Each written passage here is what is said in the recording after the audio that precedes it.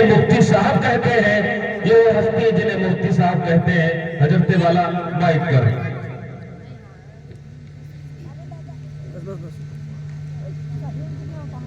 کم کر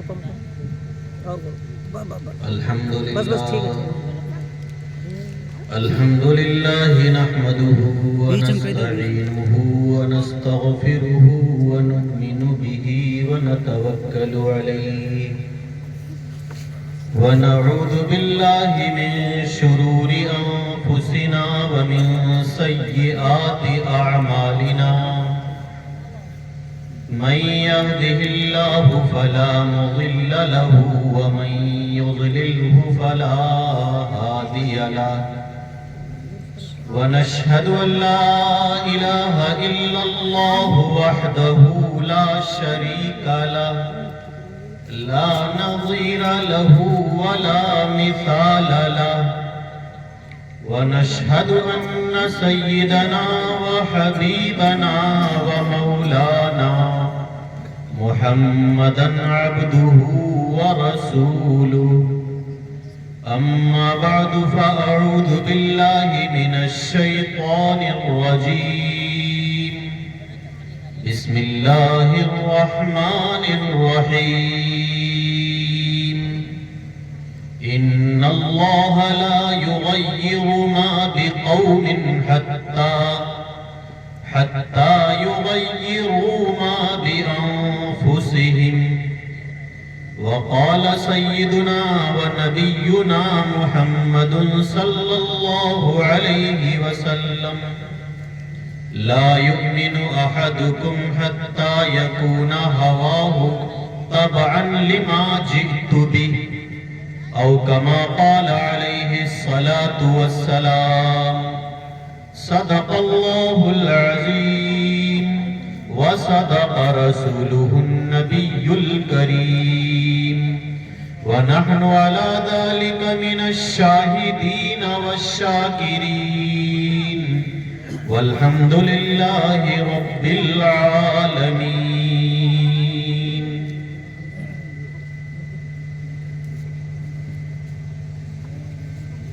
کسی بے کس کو اے بیداد گر مارا تو کیا مارا، کسی بے کس کو اے بیداد گر مارا تو کیا مارا، جو اب ہی مر رہا ہو اس کو گر مارا تو کیا مارا، بڑے موذی کو مارا نفس امارہ کو گر مارا،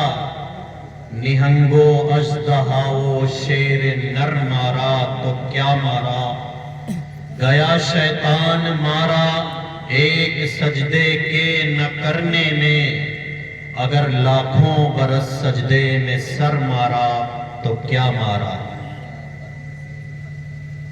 آج کی اس محفل کی صدارت فرما رہے حضرت مولانا نصیر احمد صاحب دامت برکاتہم، اسٹیج پر تشریف فرما علماء کرام، پس پردہ بیٹھی ہوئی میری عزت مآم ماؤں اور بہنوں، تشریف فرما بزرگوں اور دوستوں، سب سے پہلے میں مبارکباد پیش کرنا چاہتا ہوں عزیزم مولانا محمد شاداب صاحب کو کہ اللہ تبارک و تعالیٰ نے انہیں علم کی دولت سے نوازا ہے. اللہ سے دعا ہے کہ اللہ تعالیٰ نے جس طرح انہیں علم کی دولت عطا فرمائی ہے،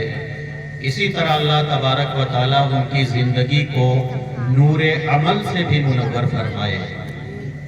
اسی طرح میں مبارکباد پیش کرنا چاہتا ہوں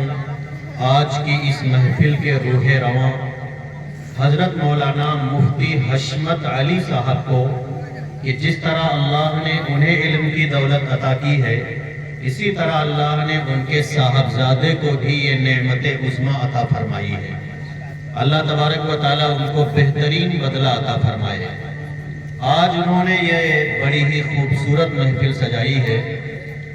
لیکن آج کی اس محفل کے تعلق سے میں یہ عرض کرنا چاہتا ہوں کہ ہم جب بھی کبھی دینی محفل میں جائیں اور ہمیں خطاب کا موقع ملے تو ہمیں چاہیے کہ اگر ہم کوئی قرآن کریم کی آیت پڑھیں اور اس کی تفسیر و تشریح کرنی ہو تو تفسیر وہی کریں، تشریح وہی کریں جو نبی کریم صلی اللہ علیہ وسلم سے منقول ہو، صحابہ و تابعین سے منقول ہو، یا معتبر مفسرین نے وہ تشریح کی ہو۔ اور اگر احادیث مبارکہ پڑھیں تو اس بات کا خاص خیال رکھنا چاہیے کہ حدیث کے الفاظ ہی صحیح نہیں ہونے چاہیے بلکہ احادیث کا اعراب بھی صحیح ہونا چاہیے۔ ایسا نہ ہو کہ الفاظ صحیح نہ ہو، رٹ کے آ گئے، یا پھر اعراب صحیح نہ ہو اور اس کی وجہ سے حدیث کا مطلب ہی خراب ہو جائے۔ تو حدیث کی عربی عبارت اگر پڑھیں تو یہ جرأت اسی وقت کریں جب ہمیں اس بات کا بخوبی علم ہو کہ میں حدیث کے الفاظ بھی صحیح پڑھ رہا ہوں، عبارت بھی صحیح پڑھ رہا ہوں اور اعراب بھی صحیح پڑھ رہا ہوں۔ اسی طریقے سے اگر کوئی واقعہ پیش کرنا ہو تو واقعہ مستند ہونا چاہیے، اگر باحوالہ نہ بھی ہو تو واقعہ ایسا ہو کہ اس سے کوئی غلط مطلب اخذ نہ کیا جائے۔ اس احتیاط کے ساتھ دین کی بات کرنی چاہیے، اور دین کی بات ہو، اللہ اس کے رسول کی بات ہو، قرآن و حدیث کی بات ہو تو بہت ہی احتیاط کی ضرورت ہوتی ہے۔ اللہ تبارک و تعالی ہمیں اس کی توفیق عطا فرمائے۔ آپ حضرات سے میں ذرا سی گزارش کروں گا، یہ جو خالی جگہ آگے پڑی ہے وہ آپ حضرات پر کر لیں، ذرا آگے بڑھ کے بیٹھ جائیں، صرف تھوڑی سی گزارش ہے، اور جو ادھر خالی جگہ ہے آگے بڑھیں، اس کے بعد میں اپنی تقریر شروع کرتا ہوں۔ ماشاءاللہ، اللہ تعالیٰ آپ حضرات کو جزائے خیر عطا فرمائے۔ میرے بھائیوں، دوستوں اور میری ماؤں اور بہنوں، اللہ تبارک و تعالیٰ نے ہم سب کو مسلمان بنایا ہے، ایمان کی دولت سے نوازا ہے، اور ہر ایمان والے کا یہ عقیدہ اور یقین ہے کہ ساری کائنات کو بنانے والا اور ہر مخلوق کو پیدا کرنے والا صرف اللہ تبارک و تعالیٰ ہے۔ اللہ نے اس کائنات میں بے شمار مخلوقات کو پیدا فرمایا، اور ہر مخلوق کو اللہ نے کسی نہ کسی مقصد کے تحت پیدا فرمایا۔ اللہ نے کسی بھی مخلوق کو بیکار اور بے مقصد پیدا نہیں فرمایا۔ اسی کو اللہ تبارک و تعالیٰ نے قرآن کریم میں فرمایا، وَمَا خَلَقْنَا السَّمَاوَاتِ وَالْأَرْضَ وَمَا بَيْنَهُمَا بَاطِلًا، کہ ہم نے زمین و آسمان اور جو کچھ بھی زمین و آسمان کے درمیان ہے، چاہے وہ چاند، سورج، ستارے اور سیارے ہوں، چاہے درخت، دریا اور پہاڑ ہوں، انسان ہوں یا جنات ہوں، جاندار ہوں یا بے جان ہوں، غرض ذرے سے لے کر پہاڑ تک اور چیونٹی سے لے کر ہاتھی تک کسی بھی مخلوق کو بیکار اور بے مقصد پیدا نہیں کیا۔ اللہ تعالیٰ نے دوسری جگہ فرمایا، وَمَا خَلَقْنَا السَّمَاوَاتِ وَالْأَرْضَ وَمَا بَيْنَهُمَا لَاعِبِينَ، کہ ہم نے زمین و آسمان اور زمین و آسمان کے درمیان کی پوری کائنات کو کھیل کود کے لیے بھی نہیں بنایا۔ یہ تو اللہ نے پوری کائنات کے بارے میں فرمایا، اور پھر اللہ تبارک و تعالیٰ نے خاص طور پر ہمارے بارے میں فرمایا، انسانوں کے بارے میں، کہ أَفَحَسِبْتُمْ أَنَّمَا خَلَقْنَاكُمْ عَبَثًا وَأَنَّكُمْ إِلَيْنَا لَا تُرْجَعُونَ، کہ اے انسانوں، کیا تم نے یہ خیال کر رکھا ہے، کیا تم نے یہ سمجھ رکھا ہے کہ ہم نے تمہیں بیکار پیدا کر دیا ہے، تمہیں ہمارے پاس لوٹ کر آنا نہیں ہے، تمہیں اپنے اعمال کا حساب و کتاب نہیں دینا ہے، تمہیں ہمارے دربار میں حاضر نہیں ہونا ہے، کیا تم نے یہ خیال کر رکھا ہے؟ تو یہ تمام آیتیں ہیں جن سے اللہ ہمیں یہ بتانا چاہتا ہے، اللہ ہمیں یہ سمجھانا چاہتا ہے کہ اے میرے بندو، میں نے تمہیں بیکار اور بے مقصد پیدا نہیں کیا۔ اب وہ مقصد کیا ہے جس کے لیے اللہ نے ہمیں پیدا فرمایا ہے؟ وہ کام کیا ہے جو کرنے کے لیے اللہ نے ہمیں اس دنیا میں بھیجا ہے؟ تو اللہ تعالیٰ خود فرماتا ہے وَمَا خَلَقْتُ الْجِنَّ وَالْإِنسَ إِلَّا لِيَعْبُدُونَ، کہ میں نے انسان اور جنات کو صرف اور صرف اپنی عبادت کے لیے پیدا کیا ہے، اپنی اطاعت کے لیے پیدا کیا ہے، اپنی فرما برداری کے لیے پیدا کیا ہے۔ تو یہ ہماری اور آپ کی پیدائش کا مقصد ہے کہ ہم اور آپ اس دنیا میں آ کر اللہ کی عبادت و اطاعت میں زندگی گزاریں، اللہ کی مان کر زندگی گزاریں، اللہ کے احکام کے مطابق زندگی گزاریں، اللہ کی اطاعت کر کے زندگی گزاریں، اللہ کے بتائے ہوئے راستے پر چل کر اور شیطان کے راستے سے بچ کے زندگی گزاریں۔ یہ ہماری پیدائش کا مقصد ہے۔ اور اس دنیا میں آ کر جو شخص اپنے مقصد کو سمجھتا ہے، اللہ کے احکام پر عمل کرتا ہے، اللہ کے بتائے ہوئے راستے پر چل کے زندگی گزارتا ہے،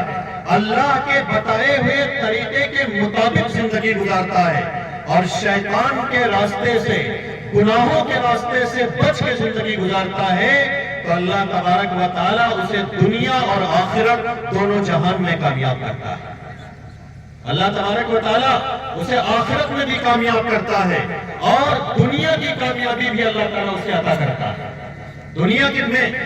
میں اس کے پاس مال و دولت نہ ہو، بڑے بڑے مکانات اور بلڈنگیں نہ ہو،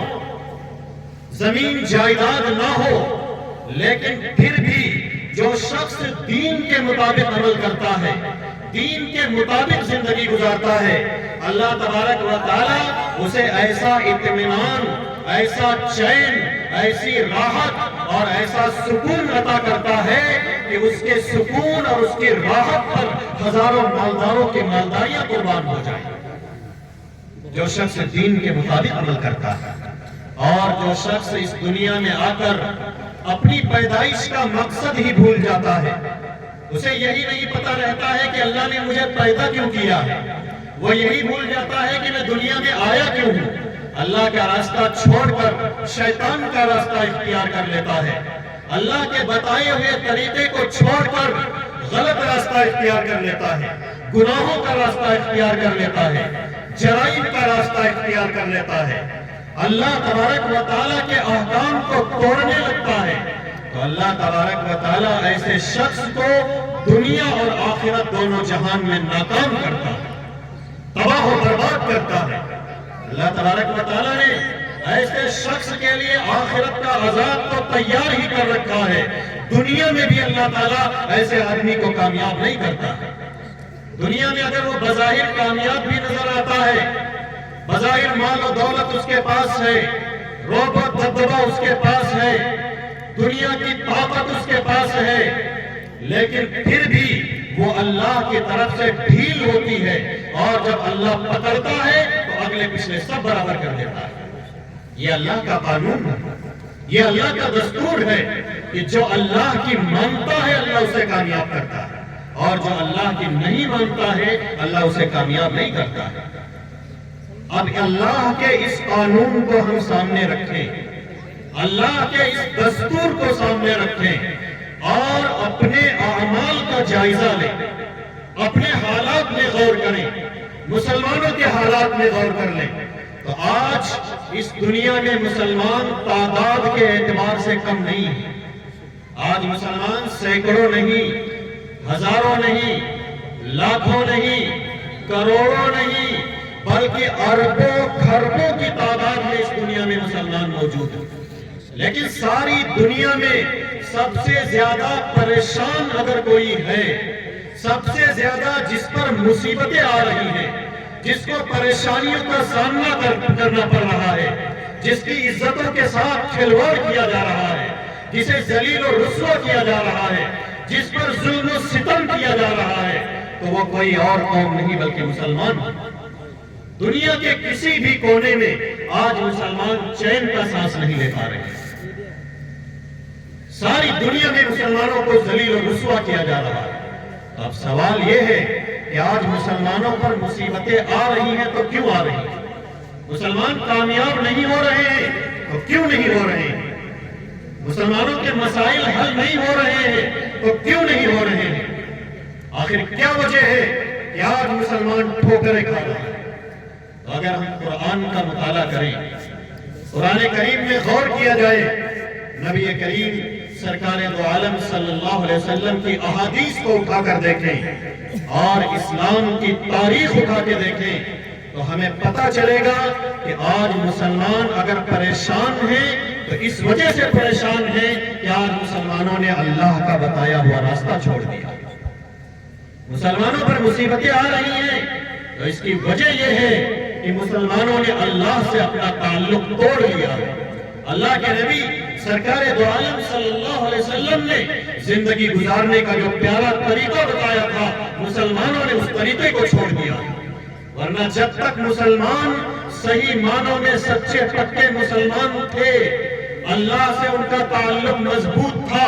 اللہ کے نبی سرکار دو عالم صلی اللہ علیہ وسلم سے ان کا تعلق مضبوط تھا، قرآن سے ان کا رشتہ مضبوط تھا، اللہ کے نبی کی سنتوں پر عمل کرنے والے تھے، تو ساری دنیا میں اگر کوئی کامیاب تھا تو وہ مسلمان تھے۔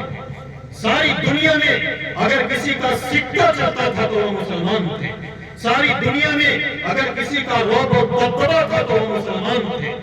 دنیا کی بڑی بڑی طاقتیں اگر کسی کے سامنے جھک جایا کرتی تھی تو وہ مسلمان تھے۔ دنیا کے بڑے بڑے ظالم بادشاہ اگر کسی کا نام سن کر کانپتے تھے، تھر تھراتے تھے، تو کوئی اور نہیں، مسلمان تھے۔ لیکن آج جب ہم نے اللہ سے اپنا تعلق توڑ لیا، اللہ کے دین سے اپنا تعلق توڑ لیا، نبی کی محبت ہمارے دل میں نہیں رہی، اللہ کے دین کی وقار اور قدر و قیمت ہمارے دل میں نہیں رہی، قرآن سے ہمارا رشتہ مضبوط نہیں رہا، اللہ کے نبی سرکار دو عالم صلی اللہ علیہ وسلم کی سنتوں سے ہمارا کوئی تعلق نہیں رہا، تو اللہ ہم سے ناراض ہو گیا، اللہ روٹھ گیا، اور جب اللہ روٹھ گیا تو اللہ کی مدد اٹھ گئی، اور جب اللہ کی مدد اٹھ گئی تو ہمارے اوپر مصیبتیں آنا شروع ہو گئی، ہم تکلیفوں میں گرفتار ہونا شروع ہو گئے، مسائل ہمارے حل نہیں ہو رہے ہیں۔ جب اللہ کی مدد ہی نہ ہو، اللہ کی نصرت ہی نہ ہو، اللہ کی نصرت شامل حال نہ ہو تو کوئی کیسے کامیاب ہو سکتا ہے؟ آج ذرا ہم اپنے اعمال کا جائزہ تو لیں، اپنے گریبانوں میں منہ ڈال کر تو دیکھیں کہ آج ہمارے اعمال کا حال کیا ہو گیا ہے، ہمارے دین کا حال کیا ہو گیا ہے، کہ آج ہماری زندگی کا کوئی کام ایسا نہیں ہے جس کے بارے میں ہم یقین سے کہہ سکیں کہ ہمارا یہ کام دین کے مطابق ہے، ہمارا یہ کام شریعت کے مطابق ہے، ہمارا یہ کام نبی کریم سرکار دو عالم صلی اللہ علیہ وسلم کی سنت کے مطابق ہے۔ ہمارا چلنا پھرنا نبی کے چلنے پھرنے کی طرح نہیں، ہمارا اٹھنا بیٹھنا نبی کے اٹھنے بیٹھنے کی طرح نہیں، ہمارا ہنسنا رونا نبی کریم صلی اللہ علیہ وسلم کے ہنسنے رونے کی طرح نہیں، ہماری خوشی نبی کے خوشی کی طرح نہیں، ہمارا غم نبی کے غم کی طرح نہیں۔ اب سوچئے کہ ہم کیسے کامیاب ہو سکتے ہیں؟ یہاں تک کہ دین کا جو سب سے اہم فریضہ ہے اور ایک مسلمان کا جو سب سے بڑا کام ہے وہ نماز ہے، نماز۔ لیکن آج ہماری نمازوں کا کیا حال ہو گیا ہے کہ ہم میں سے اکثر لوگ وہ ہیں جن کو نماز سے کوئی مطلب ہی نہیں رہتا، نماز کی کوئی پرواہ ہی نہیں رہتی ہے۔ ان سے جب نماز کے لیے کہا جاتا ہے تو کہتے ہیں کہ ہمیں موقع ہی نہیں ملتا ہے، نماز کیسے پڑھیں، ہمیں فرصت نہیں ملتی ہے، نماز کیسے پڑھیں، ہمیں دکان سے فرصت نہیں ہے،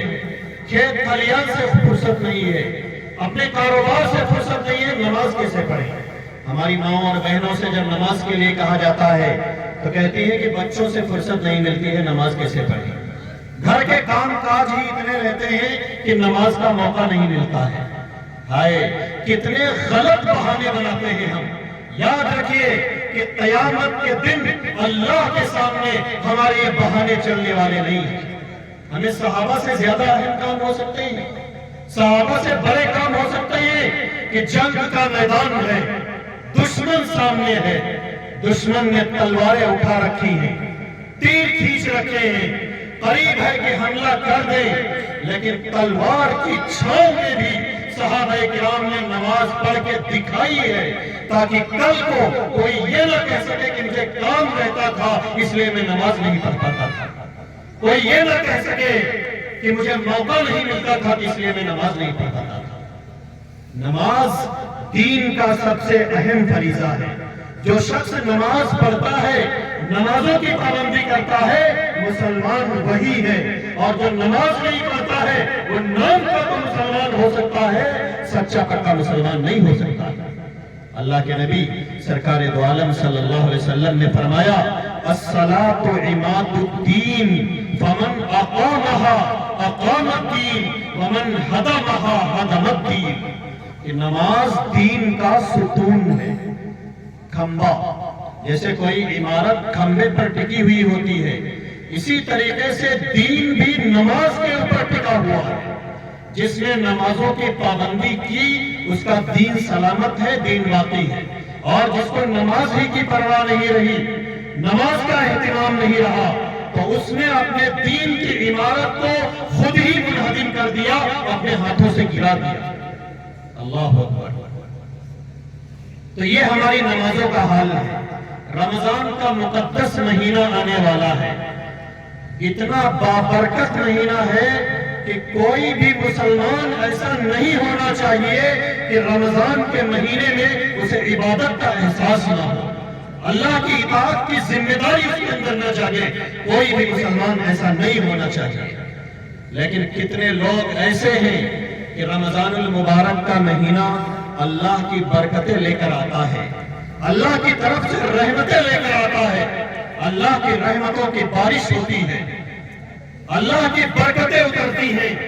لیکن وہ اس مبارک مہینے میں بھی اللہ کی رحمتوں سے محروم رہتے ہیں۔ انہیں روزہ رکھنے کی توفیق نہیں ہوتی ہے، ہٹے کٹے ہیں، اللہ نے طاقت بھی دی ہے، قوت بھی دی ہے، ایسا بنایا ہے کہ ایک دن نہیں، تین دن اگر انہیں لگاتار روزہ رکھنا پڑے تب بھی ان کی صحت پر اثر نہیں پڑے گا، صحت پر اثر نہیں پڑے گا،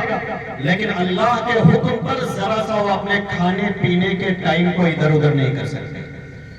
ذرا سی بھوک اور پیاس برداشت نہیں کر سکتے ہیں۔ اب سوچئے کہ جب اللہ کے حکم پر، اللہ کے لیے، اللہ کے نبی سرکار دو عالم صلی اللہ علیہ وسلم کے حکم کے مطابق اپنے کھانے پینے کے ٹائم کو ادھر ادھر نہیں کر سکتے ہیں، ذرا سی بھوک اور پیاس برداشت نہیں کر سکتے ہیں، ذرا سی دھوپ پڑی تو پگھلنے لگتے ہیں، تو یہ کیسے اللہ کے لیے کوئی قربانی دیں گے؟ کیسے اللہ کے دین کے لیے جان ہتھیلی پر رکھ کر میدان میں نکلیں گے؟ یہ تو وہ ہے کہ اگر کوئی موقع آ گیا تو چارپائیوں کے نیچے چھپے ہوئے ملیں گے، الماریوں کے پیچھے چھپ جائیں گے، اللہ کے لیے قربانی دے ہی نہیں سکتے ہیں۔ اللہ کے لیے قربانی تو وہ دیں گے جو اللہ کے حکم پر نمازوں کی پابندی کرتے ہیں، روزوں کی پابندی کرتے ہیں، تراویح کی پابندی کرتے ہیں۔ تو میرے محترم بزرگوں اور دوستوں، کہنے کا مقصد یہ ہے کہ رمضان کا مقدس مہینہ آنے والا ہے، ہمارے اندر یہ احساس جاگنا چاہیے کہ جب رمضان کا مہینہ آ رہا ہے، اللہ نے ہمیں یہ موقع عطا کیا ہے، صحیح سالم رکھا ہے، تو پورے طور پر کمر کس لیں اور اللہ کو راضی کرنے کی کوشش کریں۔ ہماری ماں اور بہنوں کی کوشش یہ ہونی چاہیے کہ خود اپنے ہی روزے کی فکر نہ کریں بلکہ اپنے گھر کے لوگوں کے روزے کی بھی فکر کریں۔ اگر کوئی روزہ نہیں رکھتا ہے تو کھانا پکا کے بالکل نہ دیں، بائیکاٹ کر دیں کہ اگر روزہ نہیں رکھو گے تو کھانا پکا کے نہیں دیں گی، چاہے شوہر ہو، چاہے ہماری بہنوں کا کوئی بھائی ہو، چاہے ان کے بالغ لڑکے ہو یا لڑکیاں ہو۔ خود بھی اپنے روزوں کی فکر کریں اور گھر میں جو لوگ رہتے ہیں ان پر بھی نگرانی رکھیں کہ ان کا بھی کوئی روزہ چھوٹنے نہ پائے۔ رمضان کے مقدس مہینے میں ہمیں احساس نہ ہو اور ہمارے کان پر جو نہ رہیں گے، اللہ کی اطاعت کا جذبہ نہ جاگے تو ہم مسلمان ہی کیسے ہیں؟ بہرحال ہماری عبادتوں کا حال یہ ہو گیا ہے، ہمارے معاملات کا کیا حال ہو گیا ہے کہ آج کوئی بھی کسی کے حقوق ادا کرنے کو تیار نہیں ہے، ماں باپ اولاد کے حقوق ادا کرنے کو تیار نہیں، انہیں صحیح تربیت دینے کو تیار نہیں، صحیح تعلیم دینے کو تیار نہیں ہے، اور اولاد ماں باپ کے حقوق ادا کرنے کو تیار نہیں۔ ایک بھائی دوسرے بھائی کے حقوق ادا کرنے کو تیار نہیں، پڑوسی کے حقوق